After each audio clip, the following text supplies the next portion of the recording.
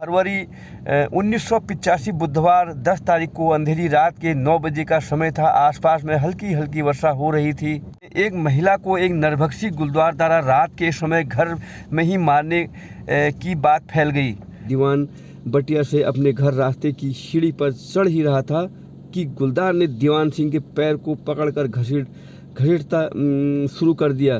दीवान बाग बाग कहकर चिल्लाया और दीवान की माँ और ताई जली लकड़ी लेकर आवाज की तरफ दौड़े। गुलदार के हाथ से छूट गया। उधर शोर शराबा काफी हो रहा था। गुलदार थोड़ी देर के लिए वहां से हट गया। सब लोग दीवान को लेकर घर आ गए। खगोती खाना खाकर हाथ धोने बाहर आई थी। गुलदार घात लगाकर सीढ़ियों पर बैठा था। दीवान सिंह घर के अंदर हुक्का पी रहे थे। दीवान सिंह ने खगोती के शरीर के नीचे का भाग पकड़ा।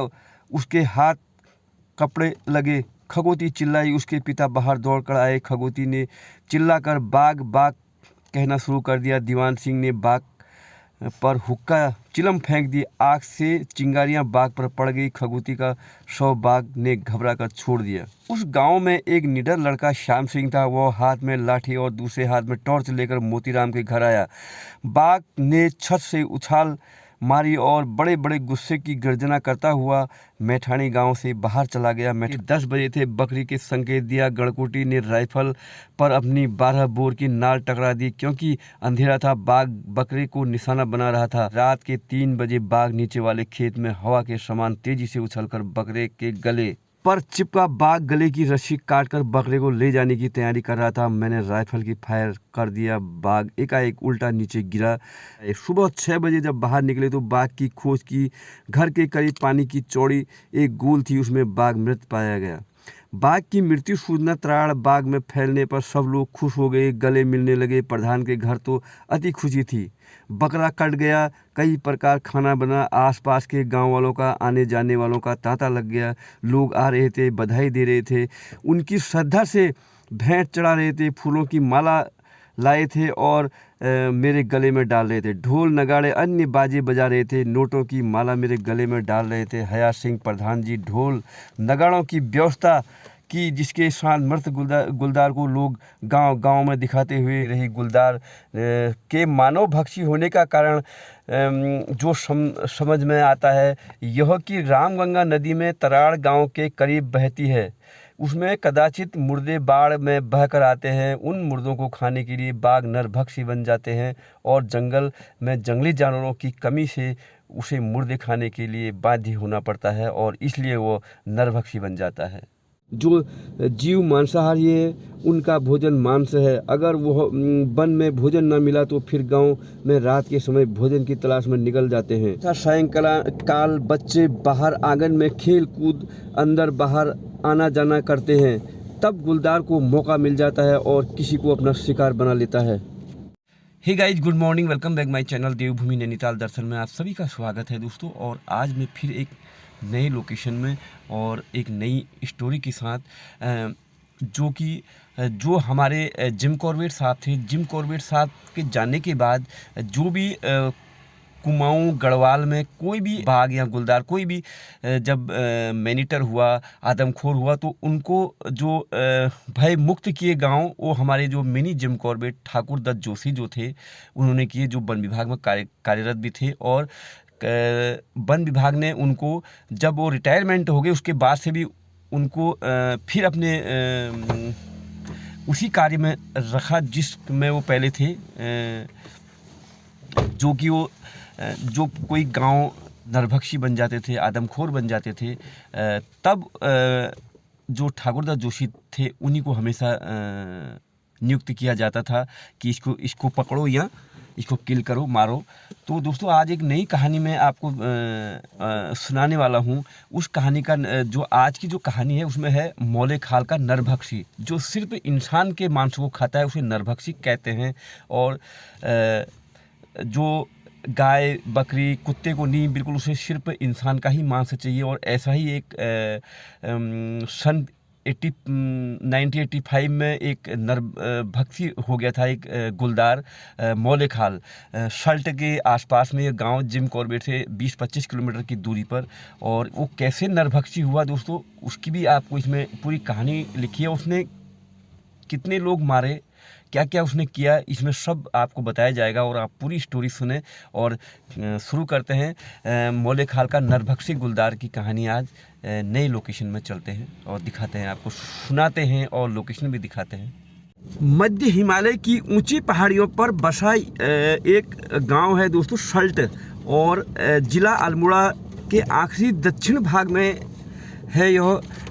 गढ़वाल जिला पौड़ी में मिला है। मल्ला सल्ट पहाड़ों के जंगलों वह रामगंगा के छोरों से बसे भोले भाले लोग खेती, गाय भैंस बकरी पालन का मुख्य धंधा करते हैं। पहाड़ों में ज़्यादातर लोग। सल्ट की 4 पट्टियाँ हैं। यहाँ पर लोग बहादुर और साहसी हैं। स्वतंत्रता संग्राम में यहाँ के लोगों ने बढ़ चढ़कर भाग लिया है। काफ़ी लोग शहीद भी हुए थे। दिनांक 18/2/1985 में गौली खाल क्षेत्र में कोड़ाचामी गांव में एक महिला को एक नरभक्षी गुलदार द्वारा रात के समय घर में ही मारने की बात फैल गई। सूचना फील्ड डायरेक्टर कार्यालय से आई। मुझे मौका निरीक्षण करने का आदेश हुआ। मैं कोटाचामी पहुंचा। क्षेत्र में घूमा। सरुली देवी की लाश उसके जेठ ने बिना पोस्टमार्टम के, बिना पंचायतनामा के दफना दिया था। क्षेत्र के लोगों को इस बात पर शक हुआ। मैंने मौके पर रिपोर्ट सही हालत को देखते हुए दे दी थी। वहां पर जंगल है, गुलदारों का आवागमन तो था ही। कोटाचामी के जिला अल्मोड़ा मौलेखाल ब्लॉक के ग्राम सरखुला छोटे रास्ते में 5-6 किलोमीटर पड़ता है। फरवरी 1985 बुधवार 10 तारीख को अंधेरी रात के 9 बजे का समय था। आसपास में हल्की हल्की वर्षा हो रही थी। जाड़ों का समय था, ठंडा भी हो रहा था। दीवान सिंह हया सिंह मास्टर के घर से टीवी प्रोग्राम देखकर अपने घर लौट रहा था। उसके साथी पीछे गए थे। दीवान सिंह के पास 2 शैल की टार्च थी, लेकिन शैल कमज़ोर हो गए थे। लाइट मंदी थी। शशिखाल में शाही तराड़ को 2-3 फीट चौड़ी घोड़ा बटिया घोड़ा ले जाने का रास्ता था। गांव का खाद्य सामान पदार्थ एवं अन्य सामान घोड़ों पर लाद कर लाया जाता था। उसी बटिया से गुलदार आ रहा था। दीवान बटिया से अपने घर रास्ते की सीढ़ी पर चढ़ ही रहा था कि गुलदार ने दीवान सिंह के पैर को पकड़कर घसीटता शुरू कर दिया। दीवान बाग बाग कहकर चिल्लाया। हया सिंह दीवान सिंह के ताऊ हुक्का पी रहे थे। उन्होंने सुन लिया और दीवान की माँ और ताई जली लकड़ी लेकर आवाज़ की तरफ दौड़े। तब तक दीवान बटिया के तीसरे खेत में चिल्ला रहा था। उधर से दूसरे गांव वालों ने एकाएक 3 शैल की टॉर्च लाइट डाल दी। जो जीव मांसाहारी है उनका भोजन मांस है। अगर वह वन में भोजन न मिला तो फिर गांव में रात के समय भोजन की तलाश में निकल जाते हैं। अक्सर गांव में कभी कभी रात के समय तथा सायंकाल बच्चे बाहर आंगन में खेल कूद अंदर बाहर आना जाना करते हैं। तब गुलदार को मौका मिल जाता है और किसी को अपना शिकार बना लेता है। रोशनी पड़ने से गुलदार की आंखें चकाचौंध हो गई थी। दीवान की आयु 14 वर्ष की थी हो रही थी। वह फुर्तीला था। वह गुलदार के हाथ से छूट गया। उधर शोर शराबा काफ़ी हो रहा था। गुलदार थोड़ी देर के लिए वहां से हट गया। सब लोग दीवान को लेकर घर आ गए। दीवान को घायल करने की सूचना विभाग पश्चिम के वनाधिकारी को देकर इस गुलदार को मारने अथवा पकड़ने का इंतजाम करने को कहा और यह भी कहा यहाँ की जनता अति भयभीत है। डीएफओ पश्चिम अल्मोड़ा ने गुलदार के आतंक की रिपोर्ट से अपनी प्रस्तुति लिखकर गुलदार को पकड़ने अथवा मारने की आज्ञा चीफ वाइल्ड लाइफ वार्डन से मांगी और निर्देशक कॉर्बेट टाइगर रिजर्व को भी सूचना भेज दी। मुख्य वन संरक्षक वन जीव लखनऊ को गुलदार से मारने का आदेश कर दिया गया। रामनगर निदेशक महोदय ने मुझे बाघ मारने अथवा पकड़ने के अधिकृत कर दिया। मेरे साथ सहयोगी श्री हया सिंह को भी आदेश दिया गया। मैं हीरा सिंह को लेकर मल्ला सल्ट मौलेखाल ब्लॉक में सरखुला गांव में पहुंचा। हीरा सिंह की नई नियुक्ति होने के कारण जानकारी कम थी। वाइल्ड लाइफ प्रिजर्वेशन मोहान से तैनात श्री प्रेम बल्लभ गढ़कोटी मेरे साथ आने के इच्छुक थे। आदेश मिलते ही रामनगर से वाइल्ड लाइफ वार्डन जीप में पिंजरा भेजा गया। हम मोटर मार्ग सरखुला और शशि खाल पहुंचे। थोड़ी देर बाद जीप चालक श्री हयात सिंह पिंजरा ले आया। वहां गांव वालों का सहयोग मिला। पिंजरा सरगाखुला के रख दिया गया। फरवरी 1985 को मंगलवार का दिन था। श्री दान सिंह सोली गांव से बैल ला रहे थे। सोली और लैणा के बीच एक छोटा सा स्रोत पड़ता है। दिन में गांव वालों को जानवर भी वहां पर पानी पीने आते रहते हैं। दान सिंह को काले कबरे बैलों की जोड़ी लेकर स्रोत में पहुंचे ही थे। बैल पानी पी रहे थे कि एकाएक स्रोत में काकड़ का पीछा करता हुआ नर गुलदार बैलों के पीछे भागा। दूसरे दिन गुलदार को ग्राम पाली के दीवान सिंह के घर घुसकर उसकी 11 वर्षीय खगोती को घायल कर दिया। खगोती खाना खाकर हाथ धोने बाहर आई थी। गुलदार घात लगाकर सीढ़ियों पर बैठा था। दीवान सिंह घर के अंदर हुक्का पी रहे थे। दीवान सिंह ने खगोती के शरीर के नीचे का भाग पकड़ा। उसके हाथ कपड़े लगे। खगोती चिल्लाई। उसके पिता बाहर दौड़कर आए। खगोती ने चिल्लाकर बाघ बाघ कहना शुरू कर दिया। दीवान सिंह ने बाघ पर हुक्का चिलम फेंक दी। आग से चिंगारियां बाघ पर पड़ गई। खगोती का शव बाघ ने घबरा कर छोड़ दिया। क्षेत्र भयभीत था। लोग मोतीराम हल्ला करने से बाहर नहीं आए। अपने अपने मकानों से बिजली जलाकर हल्ला कर रहे थे। वहां पर उस गांव में एक निडर लड़का श्याम सिंह था। वह हाथ में लाठी और दूसरे हाथ में टॉर्च लेकर मोतीराम के घर आया। बाघ ने छत से उछाल मारी और बड़े बड़े गुस्से की गर्जना करता हुआ मैठाणी गांव से बाहर चला गया। मैठाणी गांव के पास पाली गांव था। गांव के ऊपर बालादत्त का घर था। बाघ बालादत्त के घर में घुसने का प्रयास कर रहा था। बालादत्त ने मकान के भीतर से जली लकड़ी दरवाजे पर फेंकी। तब बाघ वहां से हटा। क्षेत्र में छोटी सी मार्केट शशिकाल में है। आतंकी क्षेत्र के लोग वहां पर अपने खाद्य सामान खरीदने आते हैं। गांव के लोग बाघ आतंकित तो थे ही, वहां से रोज जोश के बात कर रहे थे कि आदमखोर बाघ को मारने की योजना बनाई जाए। वह सरकार लिखा पढ़ी की जाए। बाघ को पकड़ा या फौरन मारा जाए। वाइल्ड लाइफ वार्डन को पत्र लिखा। मल्ला शेल्टर के मौलेखाल ब्लॉक के आदमखोर बाघ को मारा या पकड़ा जाए। पत्र पाते ही चीफ वाइल्ड वार्डन लखनऊ के निदेशक कार्बेट पार्क के आदेशित किया कि क्षेत्र में भ्रमण मानव भक्षी गुलदार अति शीघ्र पकड़ा जाए या मारा जाए। मैंने पहले जहां जनहानि की घटना हुई थी सरखुला में अपना कैंप रखा। वहीं से क्षेत्र का भ्रमण करता था और रात के समय गुलदार की आवाज़ सुना करता था।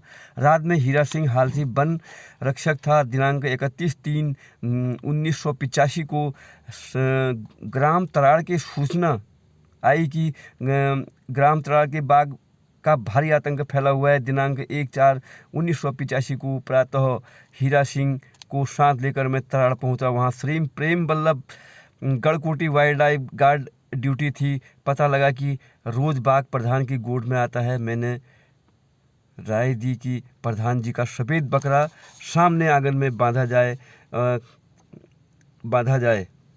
खाना खाकर सब लोग सो गए थे। वह गढ़कोटी प्रधान ने मकान के अंदर खिड़की में बैठ गई। रात के 10 बजे थे। बकरी के संकेत दिया। गढ़कोटी ने राइफल पर अपनी 12 बोर की नाल टकरा दी। क्योंकि अंधेरा था, बाघ बकरी को निशाना बना रहा था कि खड़का हुआ और वह भाग गया। गढ़कोटी को बुखार आ गया और वह सो गया। मैं खिड़की में बैठा रात भर बैठा रहा। बाहर कुछ दिखाई नहीं दे रहा था। बकरे की परछाई सी दिखाई दे रही थी। रात के 3 बजे बाघ नीचे वाले खेत में हवा के समान तेजी से उछलकर बकरे के गले पर चिपका। बाघ गले की रस्सी काटकर बकरे को ले जाने की तैयारी कर रहा था। मैंने राइफल की फायर कर दिया। बाघ एकाएक उल्टा नीचे गिरा। फिर मैंने नहीं देखा। बकरा मरा पड़ा था। गढ़कोटी जग गया। बाघ को घायल समझकर बाहर नहीं समझकर हम बाहर नहीं आए। सुबह 6 बजे जब बाहर निकले तो बाघ की खोज की। घर के करीब पानी की चौड़ी एक गूल थी, उसमें बाघ मृत पाया गया। बाघ की मृत्यु सूचना तराड़ बाग में फैलने पर सब लोग खुश हो गए, गले मिलने लगे। प्रधान के घर तो अति खुशी थी। बकरा कट गया, कई प्रकार खाना बना, आसपास के गांव वालों का, आने जाने वालों का तांता लग गया। लोग आ रहे थे, बधाई दे रहे थे, उनकी श्रद्धा से भेंट चढ़ा रहे थे, फूलों की माला लाए थे और मेरे गले में डाल रहे थे। ढोल नगाड़े अन्य बाजे बजा रहे थे, नोटों की माला मेरे गले में डाल रहे थे। हया सिंह प्रधान जी ढोल नगाड़ों की व्यवस्था की, जिसके साथ मृत गुलदार को लोग गांव गांव में दिखाते हुए सड़क खोला लाए। वहां से अनूप सिंह की घरवाली भगा देवी को बाघ को दिखाया। उसने कहा कि यह वही बाघ है जिसने दीवान पर हमला किया था। वहां से बाघ को ससिकाल पहुंचाया गया। बाघ मरने की सूचना वायरलेस से फील्ड डायरेक्टर रामनगर को दी। दिन के 2 बजे बाघ का शव लेने जीप रामनगर से आ गई। मृत बाघ को जीप में रखकर रामनगर ले गए, जहां उसका पोस्टमार्टम कराकर शव को दफना दिया गया। मल्ला सल्ट मानो भक्षी गुलदार को मारने के बाद उस क्षेत्र में शांति बनी रही। गुलदार के मानव भक्षी होने का कारण जो समझ में आता है यह कि रामगंगा नदी में तराड़ गांव के करीब बहती है। उसमें कदाचित मुर्दे बाढ़ में बहकर आते हैं। उन मुर्दों को खाने के लिए बाघ नरभक्षी बन जाते हैं और जंगल में जंगली जानवरों की कमी से उसे मुर्दे खाने के लिए बाध्य होना पड़ता है और इसलिए वो नरभक्षी बन जाता है।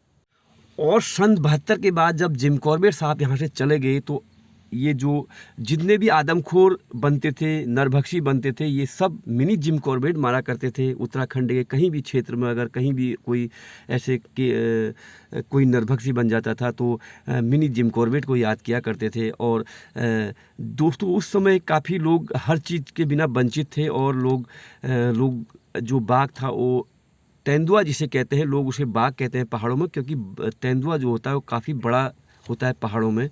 और तो जब जिस चीज़ का उसे मांस का लग गया तो दोस्तों आपने पढ़ा होगा कि रामगंगा नदी में ये जो नरभक्षी बना, क्योंकि रामगंगा नदी में एक घाट है, उसमें जो भी नदी में बह करके मुर्दे जाते हैं तो नीचे ये खाता था और इसीलिए नरभक्षी बना। और इसे सिर्फ जो मांस सिर्फ आदमी का ही मांस ये खाता था और कोई जानवर पर हाथ नहीं लगाता था। तो ये कहानी आपको कैसी लगी आप ज़रूर कमेंट बॉक्स में बताएं और आगे भी मैं आपको अच्छी अच्छी कहानियाँ बताऊँगा जो मिनी जिम कॉर्बेट ने किए थे, ऐसे ऐसे कारनामे किए थे। चंपावत, रुद्रप्रयाग काफ़ी इन्होंने गांव भयमुक्त किए थे। लोगों ने इनमें पैसों की माला पहनाई और फूलों की माला। दोस्तों उस समय कोई उनका ढोल नगाड़ों से इनके लिए अच्छे अच्छे पकवान बनाए थे। और आपको कैसा लगा कमेंट बॉक्स में ज़रूर बताएं और अगर अच्छा लगे तो ज़रूर एक प्यारा सा कमेंट आप कर दें। और कल तक के लिए बाय बाय।